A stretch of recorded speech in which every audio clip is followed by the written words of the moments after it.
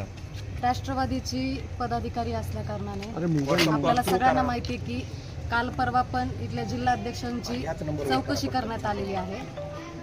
ज्या पोलीस यंत्रणेला ज्या काही माहिती हवी आहेत त्या विचारण्याचा प्रयत्न केला आणि माझ्या परीने जे काही सांगता येत आहे तेवढं मी नक्कीच सांगितलं. चौकशीतले मुद्दे आपण बाहेर सांगू शकत नाहीत. ह्या सगळ्या काय म्हणू शकतो आपण, ह्या सगळ्या कॉन्फिडेन्शियल गोष्टी आहेत. 7 तासापासून असं नाही, माझ्या अगोदर पण बऱ्याच लोकांची चौकशी करण्यात आलेली आहे. मी काय एकटीच नाही. आज माझ्या माहितीप्रमाणे 8-10 लोकांना नोटीस दिलेली होती. त्याच्यामुळे मला जे काही विचारलेलं आहे हेच की पक्षांतर्गत आम्ही एकत्र काम करत असताना ज्या काही माहिती पोलीस यंत्रणेला पाहिजे असतात त्या आम्ही सांगण्याचा प्रयत्न केला. आता पक्षात काम करत असताना संपर्क असतो, बोलणं होत असतं, अनेक वेळा भेटीही होत असतात.